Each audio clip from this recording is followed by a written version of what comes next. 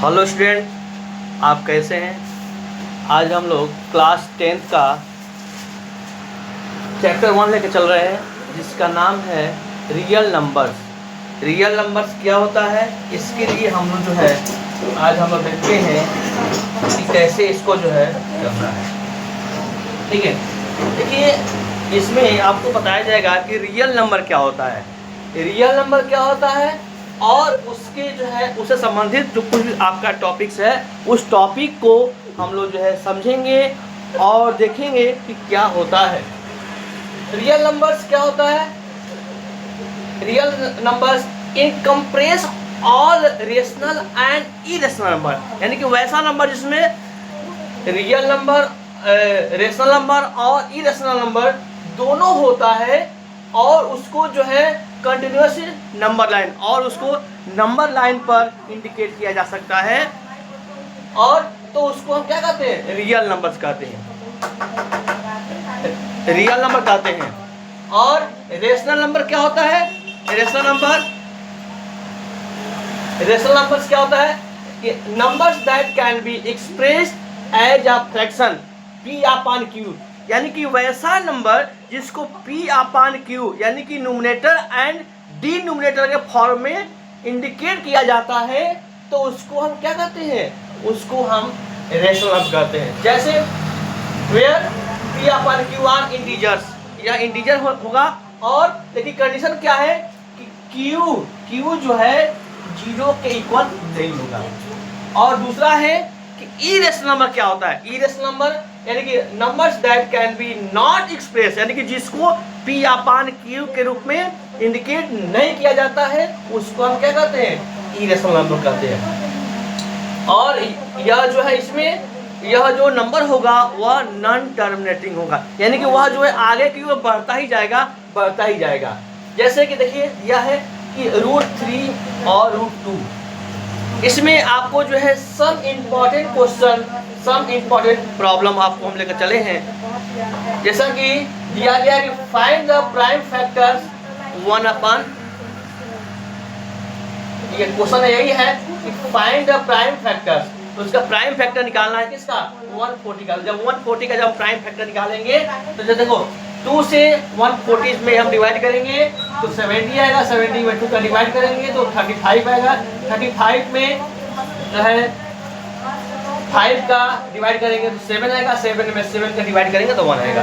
इस प्रकार से इसका जब हम मल्टीपल करते हैं तो 2 × 2 × 5 × 7, तो इसको जो है क्या हो जाएगा, यह जो है यह आएगा पावर ग्रुप में आ जाएगा, तो यह क्या हो जाएगा 2² × 5 × 7। अब इस प्रकार से नेक्स्ट क्वेश्चन है, यह जो है आपका एलसीएम और एचसीएफ आपको फाइंड करना है। इसे 2 इंटीजर दिया है, px और qx दिया है, px दिया है 26 को जब हम इसको क्या करेंगे, जब आपका फैक्टर करेंगे तो 2 × 13 होगा, और 91 का जब होगा तो 7 9 जा 91 होता है। तो अब देखेंगे एचसीएफ कैसे फाइंड करेंगे कि जो वैसा नंबर जो दोनों में कॉमन हो, दोनों में क्या हो, कॉमन हो, उसको हम एचसीएफ कहेंगे। तो एचसीएफ क्या हो जाएगा, इसमें देख रहे हैं कि दोनों में क्या मिल रहा है, 13 मिल रहा है, इसलिए इस एचसीएफ कितना होगा, 13 होगा। और एचसीएफ क्या होता है कि जो दोनों मैच करता है उसको हम 1 टाइम्स लिखते हैं, यानी कि 2 × 7 × 13 2 बार मिल रहा है, उसको हम एक ही बार लिखेंगे। तो जब इसको हम मल्टीप्लाई करते हैं तो 182 आता है। अब यहाँ देखेंगे कि px = 26 एंड qh = 91 आता है। अब यहाँ क्या चेक करना है कि एलसीएम × एचसीएफ, यह फार्मूला क्या होता है कि एलसीएम × एचसीएफ = px × qx। अब यहाँ देखेंगे कि जहाँ पर दोनों वैल्यू है, इस वैल्यू को हम पुट कर देंगे तो 13 × 182 = 26 × 91, यानी क्या हो जाएगा, जब मल्टीप्लाई करेंगे तो 2366 आ जाएगा। इस प्रकार से हम लोग आगे की ओर चलते हैं नेक्स्ट क्वेश्चन की ओर।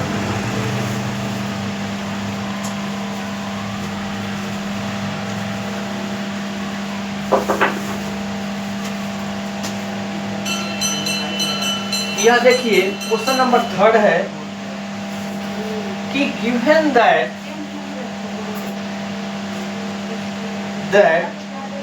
HCF 306 और 657 का कितना दिया है, 9 दिया है। तो क्या करना है, फाइंड द LCM। तो इसका हमको LCM निकालना है। देखिए यह कंडीशन क्या दिया है, कंडीशन दिया है कि PX equal to 306, QX equal to 657 और इसका HCF दिया है, HCF जो है 9 दिया है। क्या निकालना है, इसका LCM निकालना है। तो we know that HCF into LCM equal to PX into QX होता है, यह फार्मूला होता है। और इसमें हमको क्या निकालना है, LCM निकालना है। LCM equal to PX into QX upon HCF। PX की वैल्यू 306, QX की वैल्यू 657 अपॉन 9। जब 9 में 306 का डिवाइड करेंगे तो 3 4 कितना आएगा, 34 इंटू 657। तो इसका मल्टीप्लाई करेंगे तो कितना आएगा, 22388 आएगा। यही आपका 22338 होगा, सॉरी 22338 आएगा। यही आपका आंसर हो गया। नेक्स्ट हम लोग चलते हैं आगे की ओर। जो क्वेश्चन दिया गया है उस क्वेश्चन को हम कैसे आगे करते हैं। देखिए यह क्वेश्चन जो है बहुत ही इंपॉर्टेंट है। यह इंपॉर्टेंट सीबीएसई बोर्ड के लिए बहुत ही इंपॉर्टेंट है। क्वेश्चन है कि explain why 7 into 11 into 13 plus 13 and 7 into 6 into 5 into 4 into 3 into 2 into 1 plus 5 are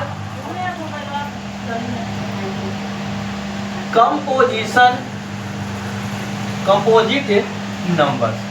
यानी कि इसको चेक करना है कि यह क्या है, दैट इज कंपोजिट नंबर। तो इसके लिए सबसे पहले हम क्या करेंगे, सॉल्व 7 into 11 into 13 plus 13। देखिए दोनों में क्या मैच कर रहा है, दोनों में 13 मैच कर रहा है। तो 13 जब कॉमन करेंगे तो 7 into 11 plus 1। जब इसको हम क्या करेंगे, 11 7 जा 77 में 1 प्लस करेंगे तो 13 into 78 हो जाएगा। जब इसका हम मल्टीप्लाई करेंगे तो देखेंगे कि यह 17 into 78 किसका मल्टीप्लाई है, 13 into 6। तो यहां पर क्या होगा कि this expression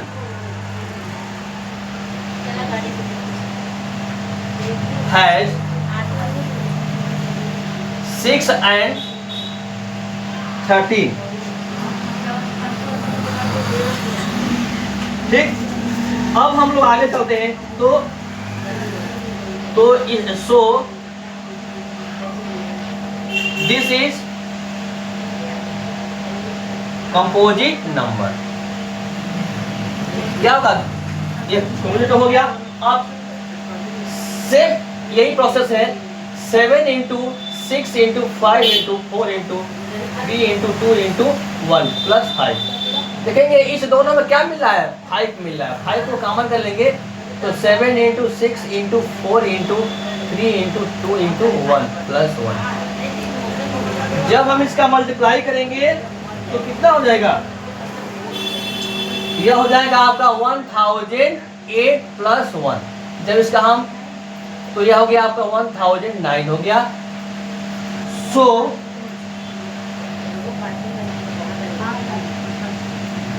that is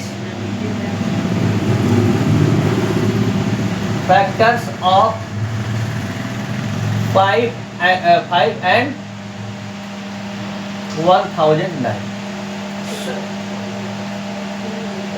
That is composite number.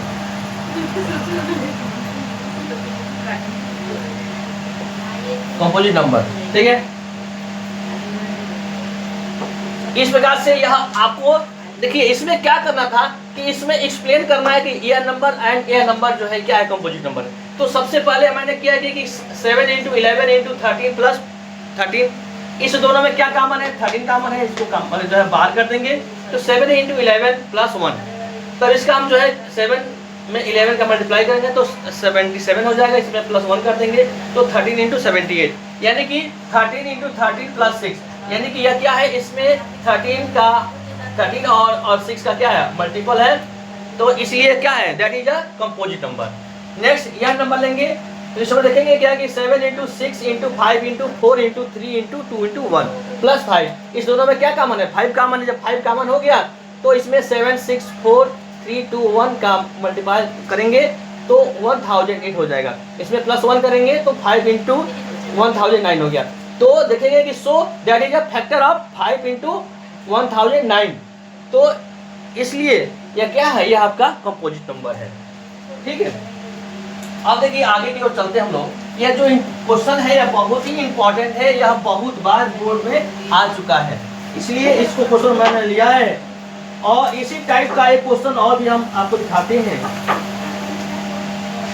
Question number 5,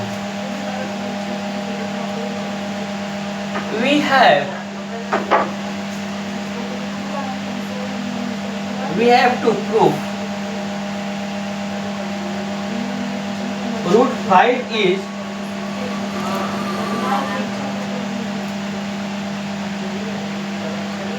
irrational, यानी ये आपको प्रूफ करना है कि यह क्या है, इरेशनल नंबर है।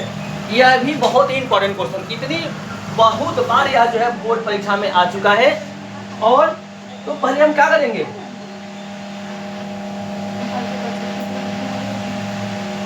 Let us assume the opposite number, that is √5 is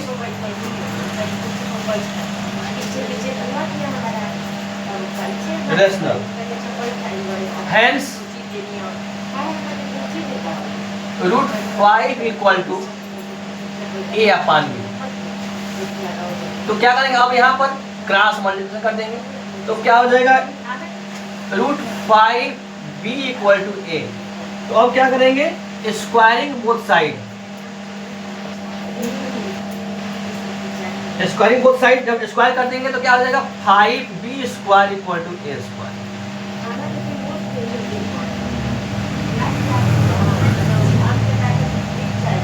putting a = 5c, तो अब क्या करेंगे,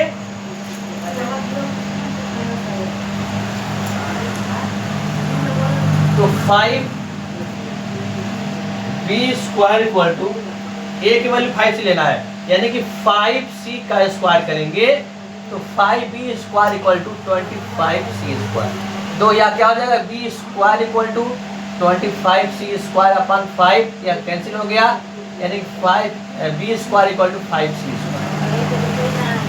यानी कि c² क्या हो जाएगा, b²/5। तो इस प्रकार से हेंस 5 डिवाइडेड बाई b²। और यहाँ पर क्या होगा कि अब यहाँ पर